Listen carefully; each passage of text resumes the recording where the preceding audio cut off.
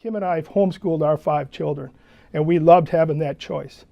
And I have been an advocate of poor graduation rates for minority males and females, but particularly males. And one of my big concerns is that we finally have a program where a parent can take that money, maybe not all $11,000 that we're going to spend on them, but they can take that to a school where they can have some success. I think that parents should all have the choice of where to send their kids to school.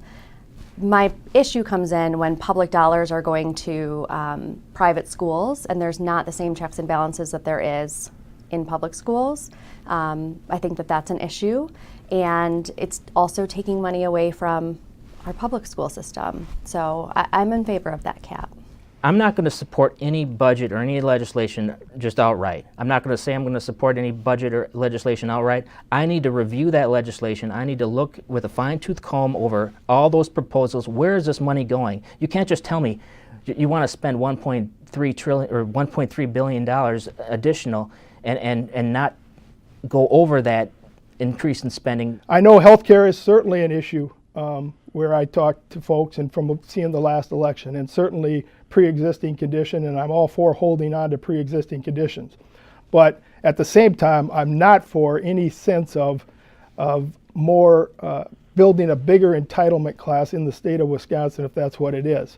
I just want to make sure that we are using the money judiciously. So yeah, healthcare has been the issue that I have worked on the most in my time as an advocate and as an organizer.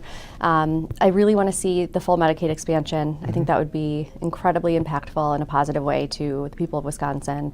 Restoring funding for Planned Parenthood is something that Governor Evers proposed in his budget that I am fully supportive of as well. Well, I think we need to also look at the federal cash that we're gaining, because that's going to accumulate, that's going to add to the ever skyrocketing national debt. The federal debt, yes. Yeah, the federal debt. We're $22 trillion in debt right now. Yes. And we've been accumulating this national debt. I don't want to see I don't want to see the federal debt increase. The minimum markup, I'd love to go away.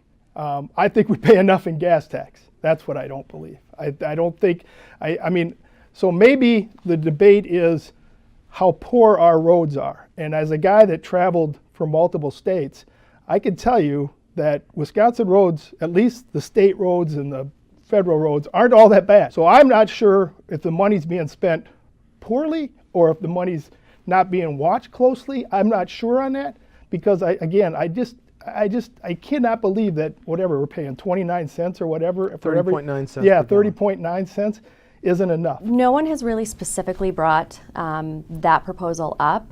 The overwhelming message that I get is that we have to find the money to fix our roads. People are really struggling with the condition of our roads locally and across the state. It is costing them a lot in time. It is costing them a lot in maintenance for their vehicles. And I think at this point, finding that money to put into our infrastructure is the most important thing in their minds. Could you vote for that funding method in the governor's budget, which also includes an increase in what heavy-duty trucks would pay? Yeah, I think it's a really good start. Well, the minimum markup right now adds about 10%, adds about 10% to the price of the gasoline. And if you repeal the minimum markup and you do it 8%, and I would not, any you budget. You said 8%. Do you mean a 8-cent increase in the gas tax? 8 cent, yeah. Yeah. You'd have to look at whether the outcome is going to be cheaper gasoline prices. I would have to look at, how much of the gas tax we really want to increase, because I'm a fiscal conservative and I don't believe in raising taxes.